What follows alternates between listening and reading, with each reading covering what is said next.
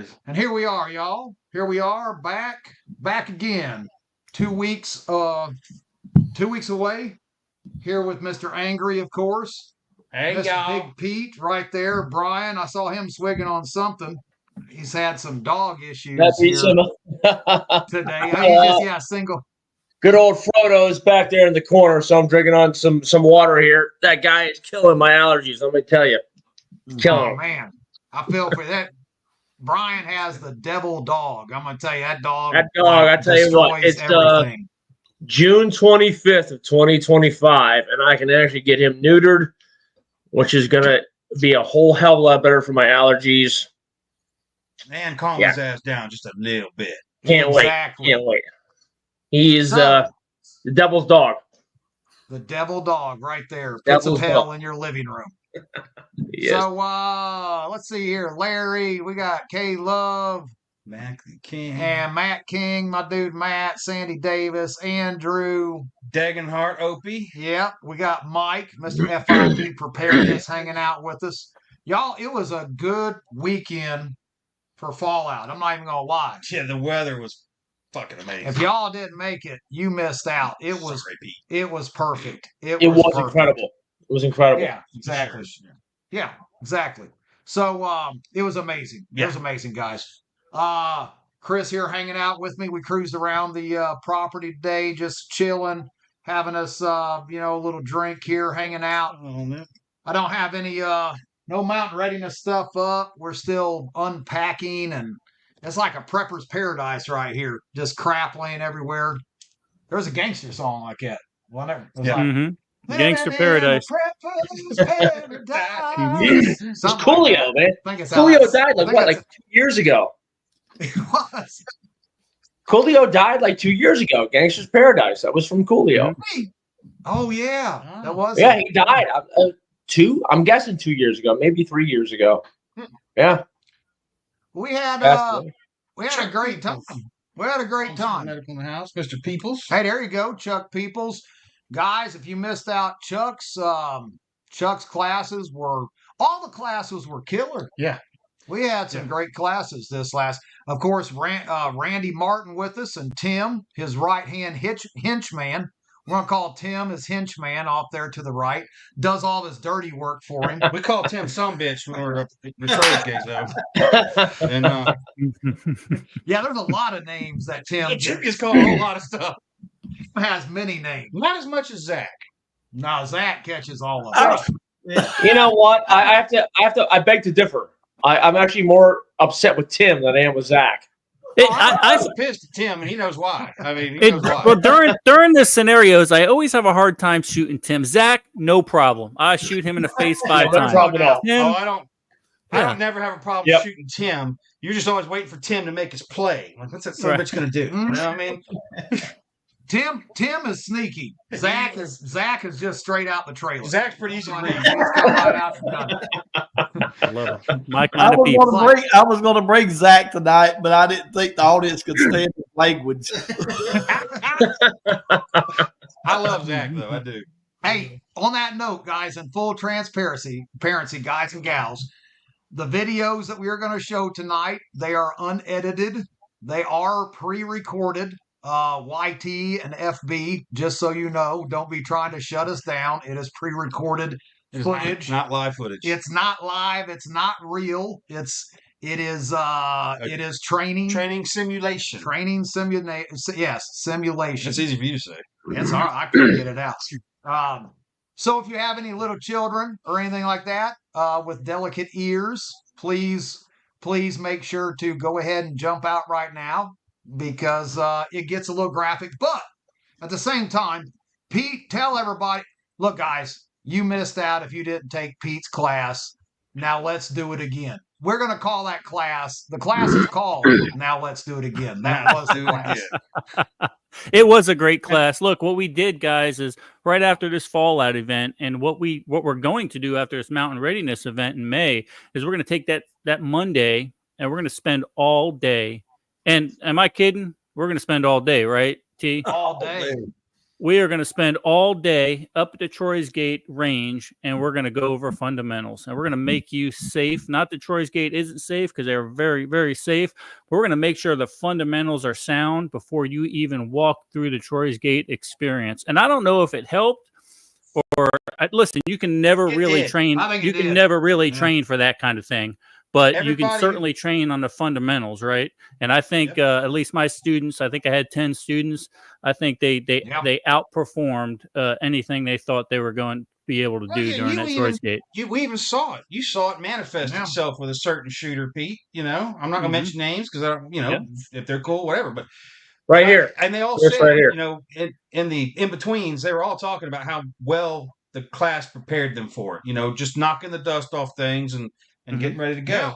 Because unless you're training all the time and practicing them draws and engaging, and it's a lot. Troy's Gate is a lot. There's a lot of stimulation going on. Wouldn't you say that, Brian? I mean, you knocked some rust off that class. Exactly. That's what I was saying, Chris. Right here. I'm not afraid to admit that. As I told Pete, that was like 6 months ago, Pete. And you saw that I signed up for your class, and you're like, Brian, what the hell? Like, you and I have been through the same training before. Why are you signing up for this? I said, it's been years since I've actually gone through the basics of training. And again, it's a depreciating skill. You know, if you don't practice it, you're going to lose it. And I haven't practiced the skills, the pistol skills in years. So I need to brush some of that dust off. And that's why I signed up for Pete's course. And, you know, Pete, I know you wanted to impress some people. So you walked up to me and you're like, oh, okay, we're going to run. We're going to run up to the targets, and we're just going to shoot it. Let's go. Let's do it right now. And of course, I came with all new gear because I wanted to practice with all new gear. I mean, my pistol was new, my mags were new, my Kydex holders were new. Everything was brand new, and I fumbled. I totally freaking fumbled the first time. But that's the reason that we train with brand new gear, whether it's brand new gear or old gear. If we haven't used it in a while, if we haven't used it in a week, and we haven't used it in 5 years, that's the reason why we train with brand new gear, to make sure that it works. And I totally fumbled. I fumbled right off the bat. But better to do it on the range than to do it the next day in Troy's Gate, right? Exactly. Like we say 100 times before, work those deficiencies out before it actually counts. That's what you're doing out there, is working out deficiencies. Randy, wouldn't you say too, is when you do training like this, static training on the range, it is when you go into the scenarios at Troy's Gate, mentally, you're just falling back on your training. You're not thinking about sight, picture, blah, blah, blah, all this type of crap. It is, you got to fall back. And that's why it's so important that the combination of these two things are utilized. You got to do the flat range to be able to fall back on that training when you go in there and you get hit with those stressors like in Troy's Gate. Well, that's where you're going to do stuff without thinking. And if you know where your gun's out, you know how to draw it out, you know how to point it. From practice, then when you go into that situation, you can get your gun out clean.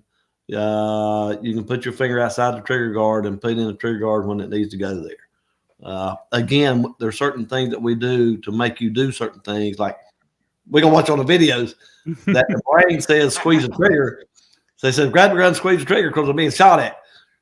Doing it unconsciously, but the brain's telling you got to put some bullets down range or you're going to die here because this thing is really and that's what I tell all my students. And the Troy's Gate's a great example of this, guys. Is in a stressful situation, you are going to revert back to your highest level of training. You're not going to develop something new. Well, sometimes the lowest. Sometimes the lowest. Sometimes the lowest. Sometimes the fundamentals, right? I mean, that's what we stress so much. Let's nail down the fundamentals so you don't have to think about it when Zach's sitting there with a shotgun pointed at your head, right? I mean, that's what I try to instill for that 8 hours.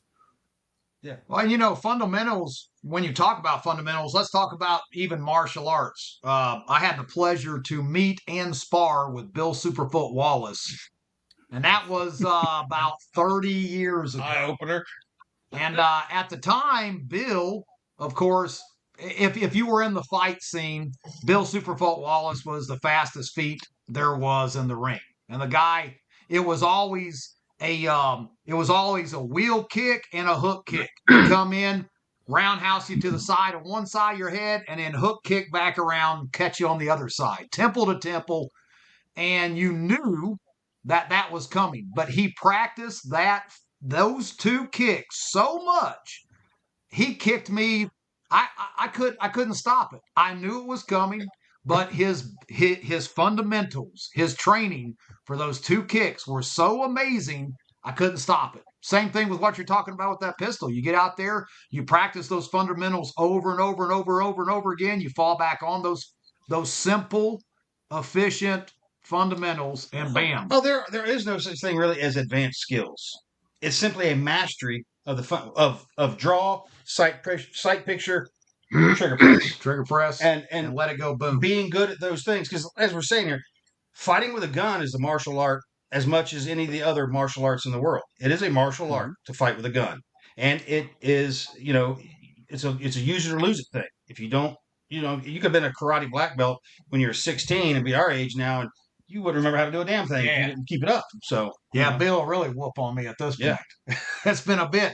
But hey, before I forget it, guys, if you missed Fallout, you missed. You missed out big time.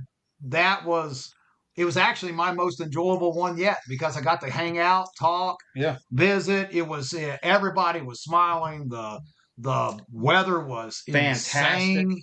And we just had an awesome group of people there. Yeah. Plus, we had all these great classes. So, what's in store for May 2025? Well, if the world is still here, if it's not, I may still do it. It's hard telling. We may just go ahead and do it even then. It could be just like an apocalyptic get-together. But May 2nd through the 4th will be Mountain Readiness 2025. Same place. It's the first Friday, Saturday, and Sunday of May. I will have tickets ready by the end of this month, November. The end of November will be up for sale. If you attended Fallout, I have your name and number. If you bought a ticket during Fallout, I'm giving you a special discount for May Mountain Readiness. Nice. Because you come and hung out with us. And then, of course, the prices go up for everybody as we go along. It's the business, the whole thing. But here's some stuff that nobody knows about. Of course, Tactical Riflemen will be back. They're going to do 5 days of classes after Mountain Readiness is over. And Pete will be doing a 2-day class again after Mountain Readiness is over. Thursday, the 1st, before Friday, Matt, NC Scout Brush Beater, will be doing a comms class, a paid comms class with us. And I'm going to tell you guys right now, that's a class you want to be in. It's not just here's how you program your handheld radio and stuff. No, he's going to teach you the tactical use of these radios and how to employ it. You'll also learn how to do one-time pads, encrypt, de-encrypt, the whole thing. That class is fantastic. And $100 is what he's charging for this class. That's a steal. I said, "Are you sure? That's a steal. Are you sure you want it?" He's like, "No, man, let's just do it. We'll do 25 students." Nothing. And for what you're getting, Matt's the best in the business. So, and here's how it's going to go down. You can't take the class unless you buy a ticket to Mountain Readiness. The end. Yep. Because that's why we're setting this up, so that we all win. And we might be raffling off a very nice dual tube night vision. Night vision. We're working that out with Matt right now. Our raffle was killer this last Fallout. Yeah. Everybody had a great time. Rock pot for the win. I'll be damned if I figured what is so. I still haven't bought one of these rock pots, but I'm going to have to buy one now because everybody made such a big deal about it. Randy even. Rock pot. Everybody's like, I said, "What do you guys want to raffle today?" And I was like, "How about this hand-forged hawk? How about this rock pot?" Rock pot. That was hilarious. That was kind of funny. I agree with Chris. It was funny. It was fun. Hilarious. I couldn't believe it. But we may be doing a raffle with some night vision, some really nice night vision, and of course we'll have. I'm sure there'll be another rock pot for all y'all that didn't win, except for Christy. We'll have another rock pot. But yeah, 2nd through the 4th, and we're booking a whole bunch of awesome classes outside of there that are paid classes. To take advantage of those classes, you have to be part of the Mountain Readiness Weekend. So that's why we're doing it at such good prices. Pete's class was a steal. Same deal. If you didn't make it to Pete's class this last Fallout, you missed out, because when he says fundamentals, it doesn't mean you're just standing there and no, he had everybody get on Mountain Readiness, get on Eden Army, and check out them videos. Yeah. There was nothing static about it. Pete's a great instructor. Yeah. He really is a fantastic instructor. I didn't participate in the class. Mel was in it, and I was just sitting in the back watching, and just watching the way you teach.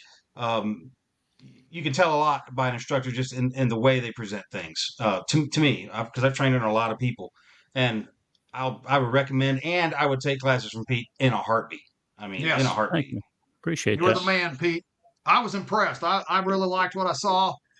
And if I can find somebody else to tear all them tents down, I may take the class myself. We'll see. We'll see if they're going to let. Listen, anybody who's watching right now, or anybody who's listening, I've taken a lot of handgun classes, a lot of rifle classes, a lot of pistol classes. You're not going to find anything more affordable than Pete's class whenever you do that right after the Mountain Readiness event. Listen, if you want to do Pete's class outside of Mountain Readiness, that's great, but you're going to pay more money. If you come to Mountain Readiness, Yeah. and then you follow after Mountain Readiness with one of Pete's classes, you're going to get one of the best deals you've ever gotten in your entire life. Trust me. It's, Thank you. you can go do an NRA class anywhere in the world, and it's peanuts. But this is not an NRA class. This is top-notch pistol training. That's what this is. That's it. Thank you. And all these classes are look, outside of it is the paid class because it's an intensive. But at Mountain Readiness, all of these instructors are there giving you those intro stuff. You're getting a ton of bang for the bucks, guys. A ton. 100%. Just Matt's, NC Scout. He did that night vision. He did the intro to night vision. I mean, it was killer. You did one. I did 2 of them for him. Or 2 of them. Yeah, and then but he sold 3 thermals. While he was there. People, and that's why this time he's going to set a booth up in May. Yeah. He's going to bring products. So guys, you'll have night vision that you can look at and try, thermals to look at and try, as well as meeting with Matt. I was just at his place yesterday, and he's an incredible asset to our community. If you don't follow NC Scout on Twitter or X, I highly recommend you do it, because he started a physical store, selling all the prep goods because the community at large wanted that. Everybody wants an alternative to Amazon or whatever, and so this is a guy in our community, and watching him go from where he was when I first met him to what he's doing now has been phenomenal. And he's just such a good dude, and he's doing good for the community. So yeah. And then Mr. King, the first class he did, he'd only shot like 3 times, and I watched him mag changing out there. Did phenomenal.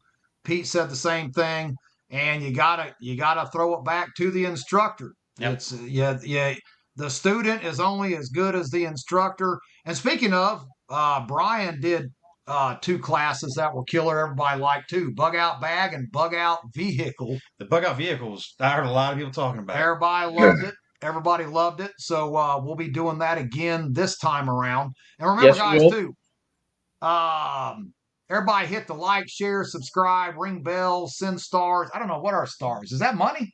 Yeah, send some stars. Hit some stars too. We'll take that. We ain't scared of it. I ain't scared to beg. I'm poor. Yeah, push this out. Share it. Invite people. The more people that get on here, the more we get the word out. And when we have these instructors like this and here and all these, this is not your usual preparedness gathering, guys. No. All right. We ain't out here making homemade nunchucks and blowguns and squirrel snares. All right. Not that there's anything wrong with that, but that's not where we lie at in this gathering. We're about real world shit that works. Yep. And real world instructors that do this for a job, not as a hobby. And all these people here that you've seen and all the people that we have at Mountain Readiness, real instructors. This one right here, that needs to happen. Absolutely, yeah. Yeah, and Chuck, yes. Great guy. Good company. Here and we're going to be talking about that, Chuck, and we want to get Chuck doing a paid class because he does a phenomenal job. Yes. And I need to take some of those too because my two shortcomings, I'm going to admit it, is comms and medical. I can get major bleeding stopped, but that's about it. After that, it's never been my forte. It's not good. I can wound pack. We need to do a TCCC. Yes. Is what we need to do. And let's talk about that, Chuck. What do you think about that? Maybe a TCCC type class there at Mountain Readiness for May. Do a paid. Here's how I want to do one. I want to make the students, and it sounds mean, but it's not to be mean, but I want to make them have to move a person. Oh, yeah. Over, 500 meters to 1,000 meters, and having to stop and constantly check those tourniquets and check vitals, pull security, do the whole thing, and then pick him up and move him again. Yeah, do a tactical trauma class. Yeah, so that's it. So let's talk about that. We'll set that up before Mountain Readiness. We'll do that one, and that way we're loading on both ends of the pendulum there. Yep. But that is a must. Yep. And of course the comms as well. So I am definitely taking. Matt said the class was going to be called. What did he call it? He emailed me. It was RTO class, or no? It was comms for preparedness or something. Okay. I wanted him to call it comms for dummies. I was like, I don't want a comms for dummies class. That's what I need. And he's like, no, we'll call it this. But it's comms for dummies, guys. Yeah. That's if commo is not your thing, you need to sign up for this class. And here's the thing, guys. When we're talking comms, we won't stay as long, but FEMA or DHS was preparing to run an attack on infrastructure, which they postponed until January. Yeah. And we all know that it's really strange how FEMA, DHS, or any kind of Fed training scenario usually turns real world right in the middle of it.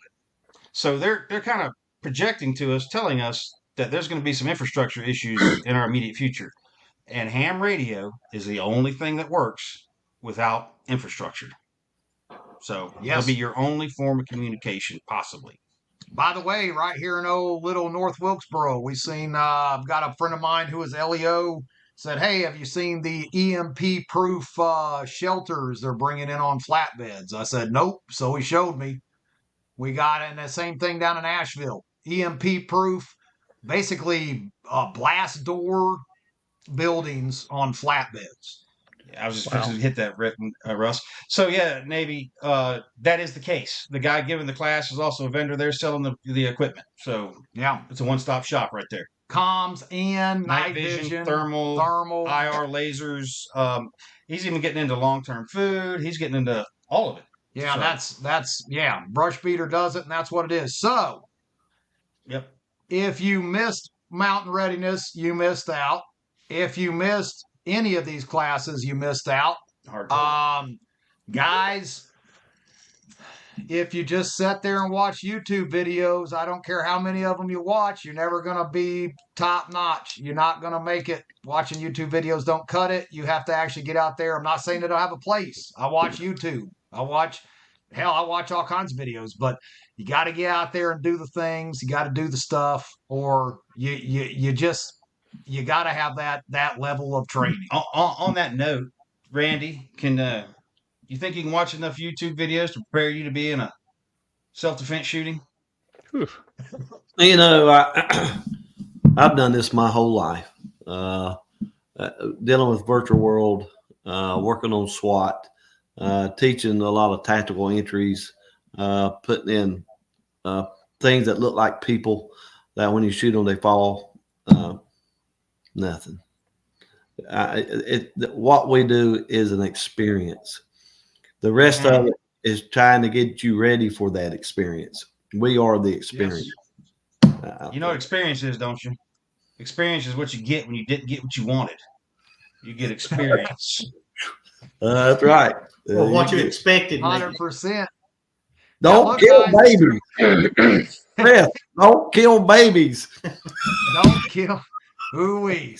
Gotta love them. Well, hey. What are you talking about? Speaking of that. Dan shot the shit out of that baby. Good night. Yeah, well, we'll have to watch this, baby. So yeah, that's an inside. That's an inside, guys. joke that everybody's getting ready to see. So can we do you want to throw Mountain Man in there first, Randy? Are you good with that? Just for the shock effect of it, just because it's so funny Shane. to watch. Shane. Oh yeah, throw Shane in there. Do it. Yeah. Hey, can you help me? No, buddy, it's okay. It's okay. Man, I don't wish anybody. Get the car started. Can you help me get the car started? Can you just stand by for a second and just tell me what's happening, brother? Man, What's happening? Hey. Look, I know, but you're a little erratic right now, my man. So I need you to chill out. Let's talk. Look, I'm a friend. I'm not an enemy, bud. Sure. Yeah. I hear you. You hear all those police sirens? No, I mean, I had the radio on in the car, bro. I don't know what's going on. Man, I gotta get out of here now. Stay with me and talk to me. I gotta get out of here now. All right, tell me what the problem is. I got you. I got you. You're the asshole that called the cops. No. You're the motherfucker that called I'm not a the cop cops on caller, me. buddy. You're Your a help dead for me. Oh, Jesus Christ. Motherfucker. You fucking asshole. Fuck you. I don't care if you ain't got no gun. You deserve to get shot.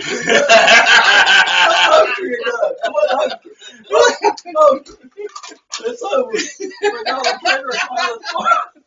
Oh, shit. Oh, that's intense. Oh. That never gets old. Now, guys, in full transparency here, we ain't supposed to laugh at this stuff. We all know Shane, and very well. Which is why we're laughing at this. That's why we're laughing. You will not be laughed at, but I will tell you, if you know Shane, you will know that this here was one of those extenuating circumstances. Yeah. That's what this was. Yeah. I tell my people all the time, don't laugh. And yet I was behind him. And when he yelled, Jesus Christ, and he jumped around, I could not hold it back. I went to the classroom and watched the video, and I laid on the table and cried laughing at him. It was so funny. So again, was a good time. about to laugh, and sometimes you can't help it. So, and Navy 95, I'm going to tell you right now, if you think that video looks incredible, it don't hold a candle to seeing it with your own eyeballs. Yeah. Because you know that when you walk in there that you've got your real firearm in a holster with live ammunition, and these are real people. This isn't a sim. This isn't CGI or computer controlled or nothing. It's real people, and they're right there in your face. And when that shotgun goes off, you feel the overpressure. Oh yeah, like it's no joke. This is as close as you can get to killing somebody without killing somebody. I mean, it's incredible. No, it was amazing. So Randy set us up for our next videos because there's somebody. Ooh, there he is. There's somebody that's with us that is the one that will be in these videos that we're going to be talking about tonight. So that's right. Randy, start us off here with what we got. So what fascinates me is a human behavior when you're actually going into what appears to be a deadly encounter. So we've been doing. I've had an agency coming up. It's a 120-man unit team that's been coming up, and I've been looking at activating the killing brain. So I'd stage them up to where my actor would draw out a cell phone or draw out a pistol. And then, of course, his actions forces them to shoot him. So after they shot him, he was to drop the handgun or the phone and turn around and walk away. And I was going to look at how many of them would continue shooting and how many of them would stop. Half of them could not stop and shot him till he's all the way down dead at the door. So again, the behaviors that we're seeing, we're learning. So coming up, again, I know that once our actors do something, you're going to shoot thinking that you're in grave danger based on what they're doing. So this first video I named Baby One. And Chris is on here, so I used him because I knew we wouldn't hurt his feelings when we were talking about it. So Baby One is Chris. So let's watch Chris going in. And as soon as the bullet leaves the gun, it's too late to pull it back, isn't it, Chris? Yeah. And you know, the instant you pull the trigger, too, you know. I knew I fucked up the second it went bang. I mean, yeah. But the brain, based on his actions, you pulled the trigger. Police the same way. If they're doing something, he'll pull the trigger. And then a lot of times if the gun's holstered and he pulls out a cell phone, well, the brain can catch up with what he's actually got by the time he gets the gun out, if that makes sense. Yeah. If they've already got the gun pointing at him, he's dead. Because of his but when he leans into the car and you got your pistol pointed at him and you're to the wall on your trigger already, because I'm like he's reaching something, and so I'm already there. You know, I've got like 3/4 pound of pressure to make this thing go bang at that point. And like you said, there's no stopping it. You're gonna shoot. Let's watch Chris killing a baby. What the fuck is your goddamn problem, you son? Hey, move that hillbilly heap of shit out of my fucking way. What the fuck you do? Fuck you! Let's do it! Fuck off! Do you know what the fuck you do? I dare you! I fucking dare you! Oh, that was a bad one. You're this fucking son of a baby! You're this fucking son of a baby, motherfucker! You gonna fucking die, you hear me? You gonna fucking That was a bad one.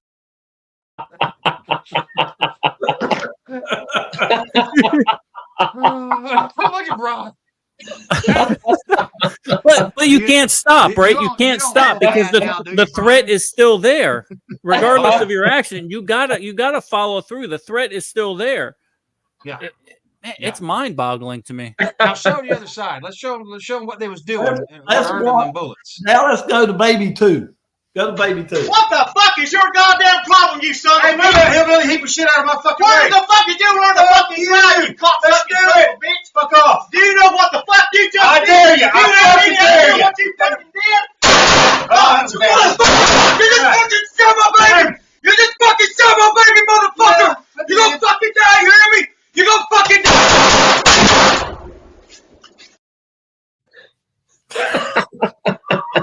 You know, when I When you see saw me, that, I'm like, I was in the control room when I saw that. Me and my wife were watching it, and I look at it, and I go, "Ooh, they did him wrong. They did him wrong." Because 99% of us would have shot that guy. Yeah. It's based on the actions of the people you're dealing with, of whether they get shot or not. And then the government wants to put all the burden on the people carrying the gun, not on the fools we shoot. And the fools we shoot are why they're getting shot, because of what they're doing. That's how simple this is. So I got you on another one, Chris. I got you and Mel. Oh yeah. I had that one on my cell phone. That's a good one. So on this one is the gang. No, this was not a cell phone. This Yeah, one's, You have a much better image than I do. Much better.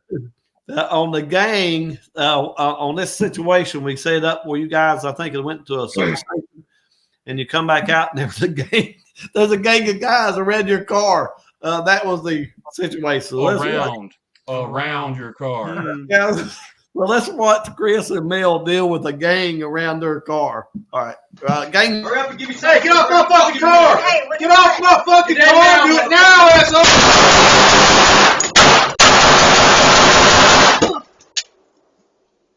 Clear. Break that mag out. There you go. Not clear. There it is. Now. Rack it. Right, yep. Now you're ready. Now. Good, holster. You die, motherfucker. All right. I knew you would be in here because your fucking ass was missing. I was like, where's that? He ain't here anymore.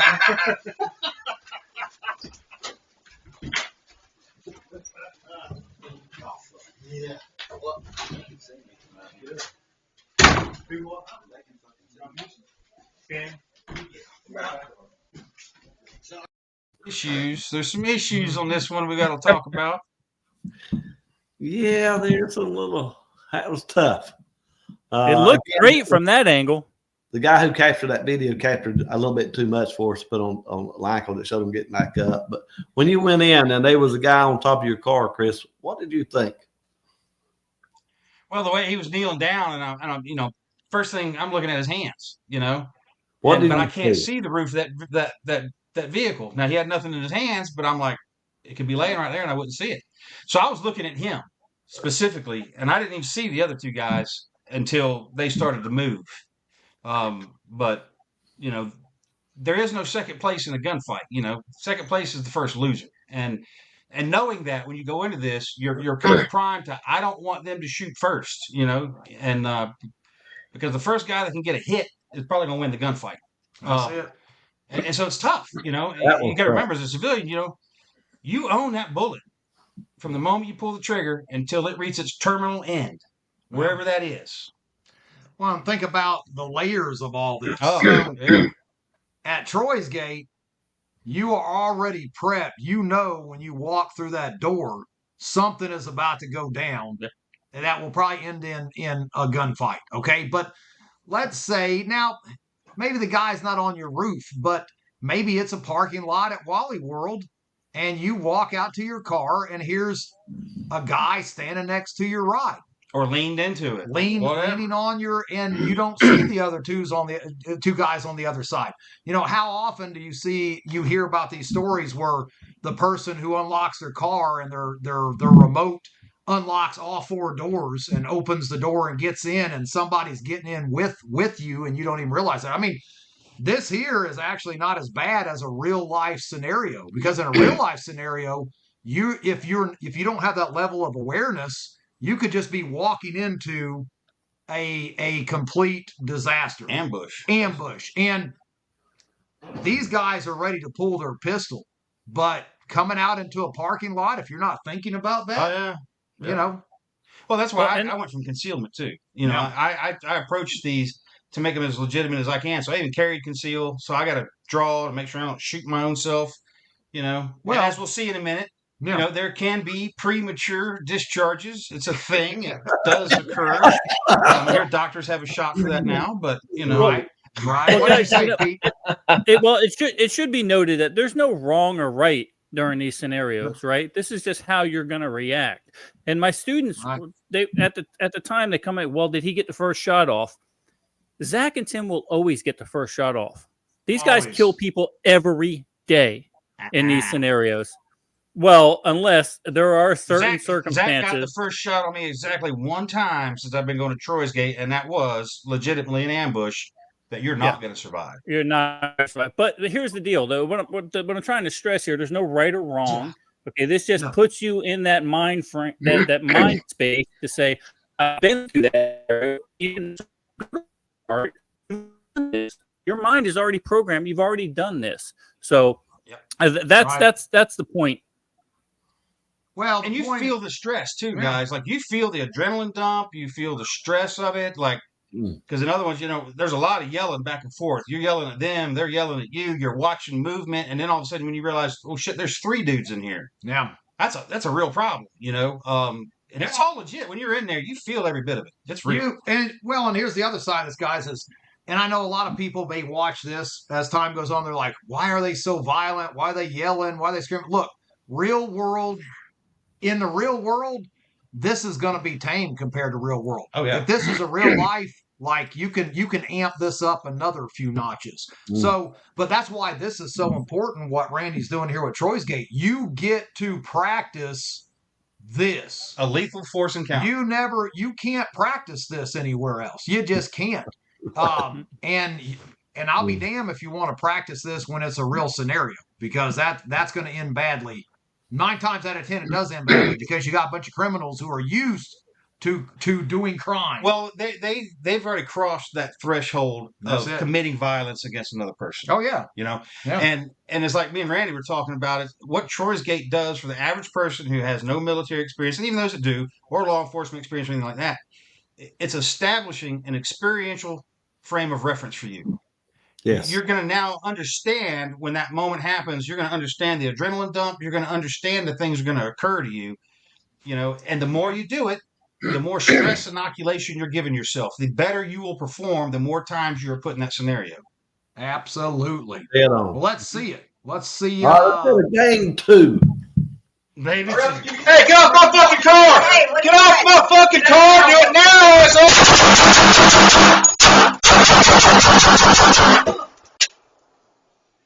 Clear.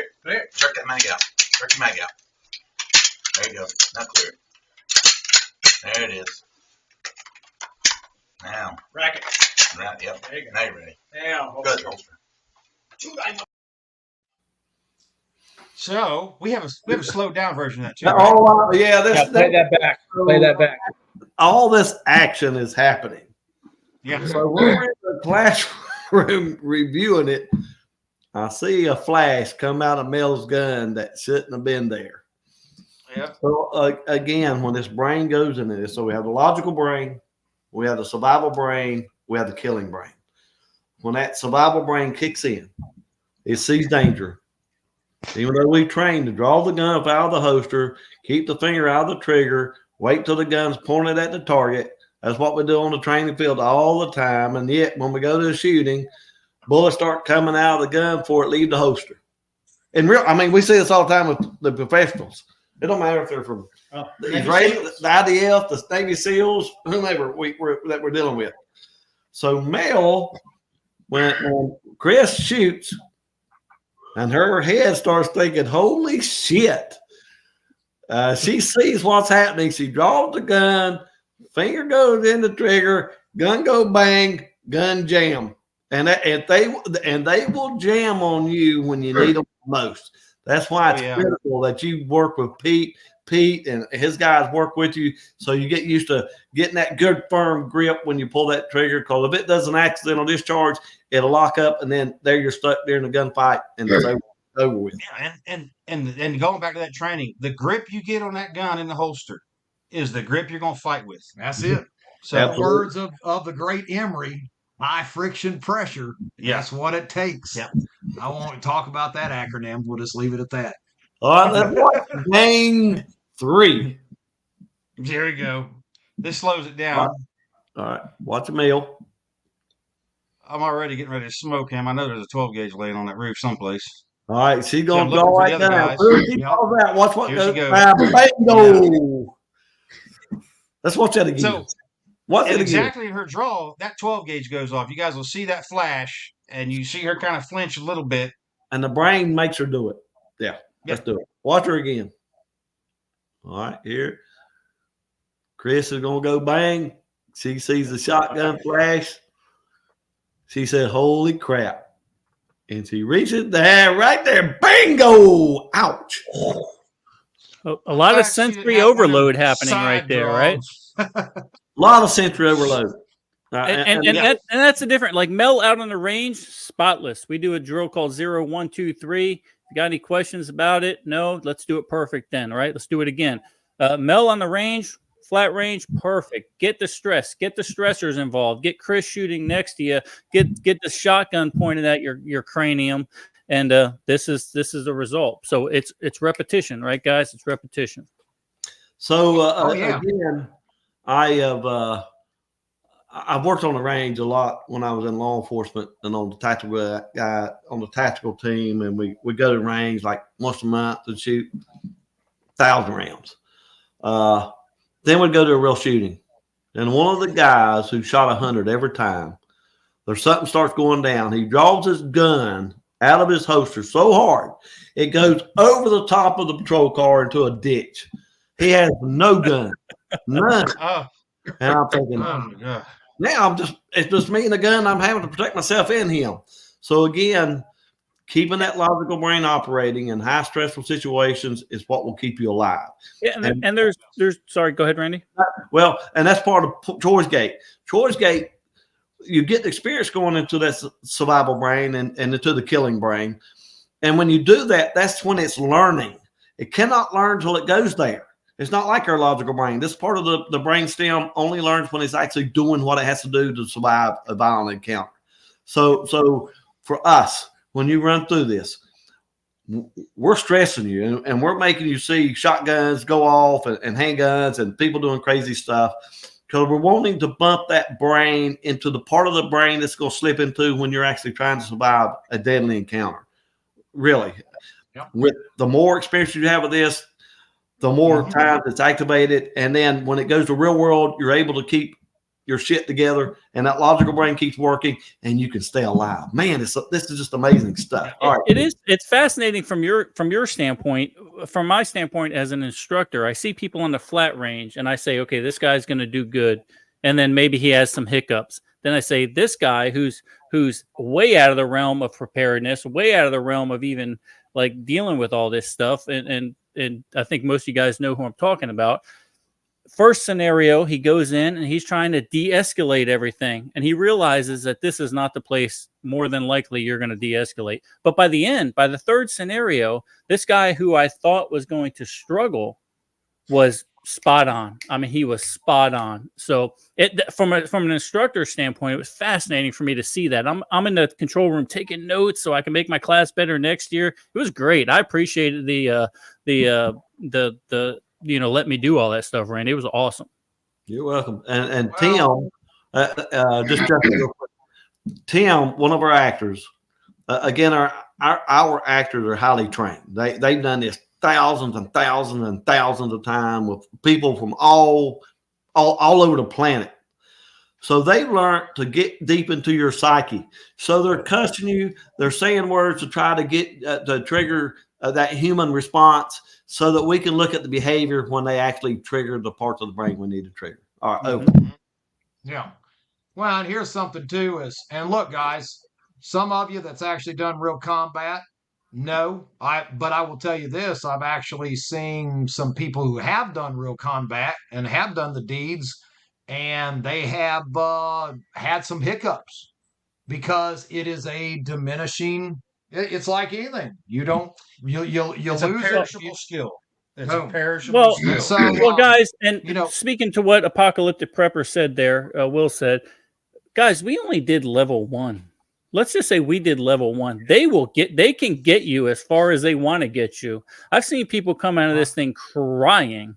Okay, and these are seasoned war fighters.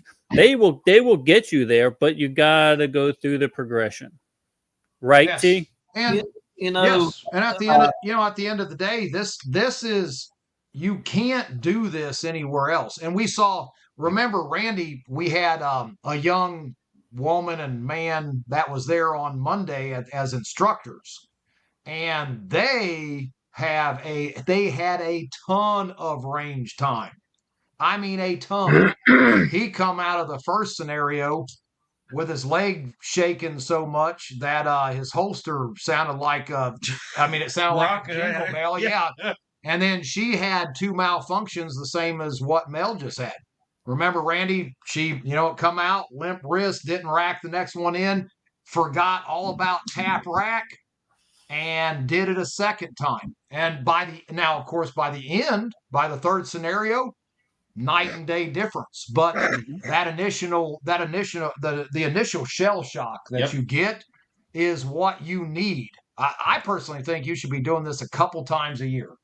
Well, absolutely. I mean, I wish I was closer. I'd be in Troy's Gate once a quarter at the minimum. Oh yeah. It's just, to me, it was that valuable an experience. All right, I'm not going to say that that's training you for anything. What you're learning is you're learning about yourself at Troy's Gate. You're learning how you're going to react and how you're going to respond and what you're going to do, and you're going to learn the actions that your subconscious is going to take that you can't control. Yep. Right, Troy? That's where most of this happens. I mean, right, Randy? Most of this is happening in the subconscious you're not even aware of. You're right, and I'm going back to that one guy about it being traumatic, not as traumatic as it is on the battlefield. And we're going to give you a mild dose of trauma. If we want to take you and push you down the rabbit hole and you crack and cry and fold up, we can do that, but there's no value. So when you come to us, it's very methodical. It is planned. We're doing things for you to help you rather than harm you. We will give you some mild trauma. It does affect. We're all humans are different. All of us. It may affect somebody and they cry right there in front. Somebody may go through it and not even shake it off. But then a month later, they're driving down the road and it hits them. So something in that brain triggers back to up here. So again, we're there to, it's for you, each individual person, to have an experience without causing you trauma down the road, to give you some mild trauma, so that we can build the resiliency up in that brain to where if you do have to do it for real, at least you've got a little protection of your brain because you've done something similar in a controlled environment. It's like getting a callus on your hand when you're out there working with a hammer, right? Okay, so you work first time, you get a big ass blister. Second time, okay, now you get a callus. It's not so bad. Third time, okay, you don't even feel it at this point. That's the same thing. Correct me if I'm wrong, Randy. It's the same thing they're trying to develop with the Troy's Gate experience. Yes. It's invaluable to me. It's invaluable to me as a participant and as an instructor. I just can't say enough about it, guys. And seeing the progression. I've been there. I've been there so many times now. I'm starting to have like withdrawals for not shooting Zach. Like I haven't shot Zach withdrawals. Like that's where I'm at. It's been like 3 months since I'm. So you should go see. You've got to think for Zach. You're all about Zach. It wasn't Zach for me. It was Tim. Zach and I have like a special relationship. Tim, I've shot Tim many times as well, but there's something about Zach that the first few times I went through there, Zach was the one that rubbed me the wrong way. Well, because when you come into the door, you know you're going to kill Zach. Oh, yeah. But Tim's going to make you kill him, Zach too. deserves to die. I don't know. I mean, you're kind of being a dick, but okay, you're going to die. I tell you, I always took pleasure in killing Zach. Tim, this is the guy that, and he's usually the one you encounter. And I remember this vividly from the first experience. He was doing his thing. I'd killed Zach already, and I'm not going to give away the scenario, but Tim did something, and I remember squaring away and just focusing that front sight right on his tee box. And that's the image I still remember to this day. And that was a year and a half ago. Because he's a damn nice guy and he's not like Zach. I love killing Zach. It's a great experience for me. Well, then, Josh, you guys got me with Josh and Zach, too. I wish we had that video to show them of that one when I come to the door. So, go ahead, Randy. Early in, people saying, Randy, you're teaching people how to kill people. And we're not. We let you go into a situation that let you get that experience, and it, in no form or fashion, desensitizes you. If you wait and come the next time you come back, Zach's in there, Tim and Josh and whomever we got in there acting. You got to do the right thing, and even as many times you shot through it, Chris, they still jerked the baby out. They ain't shot the baby. Absolutely. Absolutely. And like you said, that wasn't a conscious decision. I mean, it was a conscious decision to prep for the shot.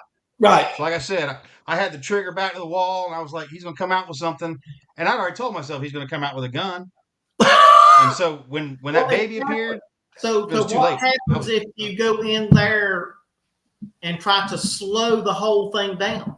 Because I'll tell you what made me do that whole thing was whenever you came in there with that smart ass attitude, and I thought, well, okay, I'm going to take him down. I even told them in the review afterwards. I said I was trying to stay ahead of his thought process instead of letting the situation naturally develop. Yeah, I was trying to outthink him to not be second place, and that's a bad thing to do when we're talking lethal force encounters. Yeah. What do you think about that, Tim? Well, hold on real quick. In contrast, though, remember Doc came in his first scenario, and he walked up to the front thing there, and he just smiled at the guy. He did. It just smiled at him until he realized that, look, Zach's going to pull a shotgun out and kill me. And then, but even talking to Zach afterwards, he's looking at him, and he goes, "Man, I was stuck for a second. I didn't know what to think. I was kind of stuck." But it was interesting. So the behavior about that, Tim, the behavior of the people coming in, the actors will play off of that. So your de-escalation skills, if they really work, the actor will have to, if you can do things to change their thinking, because we prep them up and we tell, okay, this is how this needs to play out. He comes in, he gives you a command, you tell him you're going to kill him, you pull out a shotgun, you blow a hole in it. And then if he can de-escalate you and it really works for you, then de-escalate and do something else. When he was talking about that, it popped into my mind that the participant can reset the actor. You know, you were talking about Zach said he got stuck. We, depending on what you guys do, sometimes we actually have to get back in character. Or we've had people come in and act so nice that you can't get mad at, you know. but we will exploit any weakness you see in your presentation. And they do a good job of it. Masters. They are masters. They are masters. There was a scenario that I came in with Tim and Zach. That was the garage, and I hit him with my flashlight a couple times. And that was one of those times where Zach like just dead stopped. He was like he did.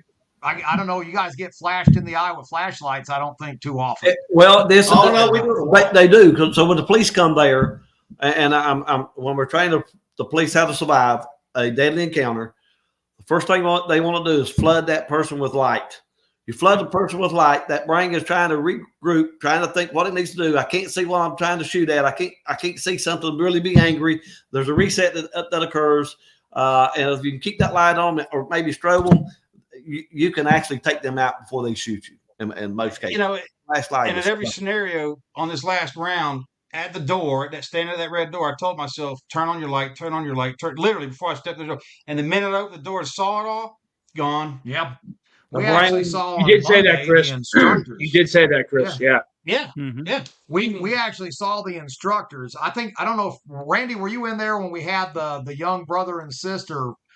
She went in and we said, you just said, don't stick your hand out in front of you because you could accidentally keyhole your hand, right? Yeah. And the girl, she said, okay, I'm not going to stick my hand out. As soon as she walks in, hand comes out. And then the brother, he said, she comes back and he's like, you put your hand out. She's like, oh my gosh, you didn't even realize it. And he's like, yeah, I'm not going to do it. First thing he does, walks through, sticks his hand out. Consciously, he is telling himself, don't do this. Both of them just watched videos of why you shouldn't do it, and they did it anyway. And they probably saw a worst case scenario. Randy, you showed that video where somebody actually put a round through the back of their hand, right? Yeah. Yeah, that was bad. And I show that to scare everybody. Well, the policemen, when they come in, they're used to directing traffic. We have to say, keep both hands on the gun. You're doing this, right? And I'm thinking, and my instructor is there to put your hand back on that gun. Because if we're putting our hands out and there's an event that starts going down, unconsciously, you will pull the trigger and drill a bullet right to the back of your hand. So safety, direction, learning. That's and these guys at Troy's Gate listen, it's all about safety. So don't let this scare you or anything like that. This is all about safety. They're the best in the business. They are going to keep you safe through these scenarios. I promise you. Yeah. Safety. Yeah, they're right there on you. And they will step in and put hands on you to make sure you keep your weapon pointed the right direction and you're being safe. And sometimes you guys have had to take weapons away from people when they're in there because it's that overpowering to them. If they start shutting down, then the instructor is there to get the gun, make it safe, and then let you deal with the emotions that may happen to you. That's why we're guys. We are coming up on the hour. Pete, you did an awesome job with your class. Yeah, you did great instructing at yes, Fallout. Sir. You sure did. You and for May, I've set you up for 7 a.m. Friday, Saturday, and Sunday to do classes because you told me that 9 a.m. was not early enough. So we'll just do it at 7 moving forward. But all jokes aside, awesome job, man. Everybody loved it. I thought it was phenomenal what I got to see of it. And so roll us out of here. Let's wrap it. So guys, listen, for my students that took place in the static shooting and then went through Troy's Gate, I'm so proud of the way you guys handled yourself, and it validated me as an instructor. I've been doing this a long time, but this is a different level. Okay, this went from flat to a stressful scenario, and I'm just proud of the way all of you performed, and I look forward to having you back next year and a whole bunch of other students. That's what I'm gonna leave you with. Awesome, Brian. Go ahead and throw something on there. Play off of what Pete said. Pete and I have been training together for almost 10 years now. And again, it is a depreciating skill. If you don't use it, you will absolutely lose it. I can guarantee you will. It have been a number of years since I've trained under Pete or with Pete, and that's why I took the class with Pete before I went into Troy's Gate. And I tell you what, it knocked the dust off me and put my head right back in the game. And I was prepared. You're not always prepared for Troy's Gate. Let me tell you that right now. If you have not gone through the Troy's Gate experience, you will never be prepared. But it prepared me more than if I had not picked up a firearm the day before. So get some training. Always get out there to the range. Put some lead through some paper and train. Right on. Absolutely. Randy, where can everybody find you? We don't really market this thing much at all. troysgate.com. You can click on workshops. And then if you're interested, just click on the workshop and they'll tell you about the training. And then you can send us an email. There we are. So if you want to get in touch with Randy, right there, guys, hit him up. Get a group together. What you got for us, Chris? It was an awesome event. We had a great time. We had one night down there. I think we had over 50 people down in the camp. We had 3 fire pits going. Yeah, that was a good night. Yeah. And that's as big a part of these events as the classes and the vendors and everything else is, guys, is that time around the fire pit with people that think the way you do, your community, our community. We're all there together and doing things, and it's fantastic. Troy's Gate is an experience that I think everybody who carries a gun, I don't care if they're certified law enforcement officers or civilians, I think everybody should have to go to Troy's Gate if you're going to carry a gun. Amen. Because you need that experience. And the guys are awesome, Randy and Tim, and we give Zach a lot of crap, but the guys are really good at what they do. And I know we've been on the road for a while and been out of kind of the loop, guys. We will have a Patreon tomorrow night. We're going to make sure we're home in time to do that. Sweet. We're popping smoke early in the morning. We're still up here in North Carolina. We'll be home tomorrow afternoon, and we will be home until after January 20th. I won't be leaving my place because I've got concerns. Let's just leave it at that. So we'll leave it at that. So, guys, we're going to wrap it up. It was a great last weekend, great show, good talking with all you guys. Look, if the world tarries, I think it's going to. I think that next year, no matter what, this world is not going to be the same world that we see right now, no matter which direction this goes. But at the end of the day, I know that times are tight, money's hard to come by, but look, you can save where you need to save. These are skills that you need to be getting out there and doing. Come to Mountain Readiness, don't come to Mountain Readiness. Go to old school survival. I don't care where you go, but we're getting to a time in life, and one thing I think we saw with the hurricanes is how easily when stuff goes down, how quickly law diminishes. I mean, we've got people robbing over here and stealing stuff. You guys need to get out there and do these things. I wish some of the stories would make it out of the mountains and the hollers right now of some of the things that's going on in there, because there's a lot of people suffering. There's a lot of people in there trying to help, but there's also a whole lot of people in there trying to take advantage of the situation.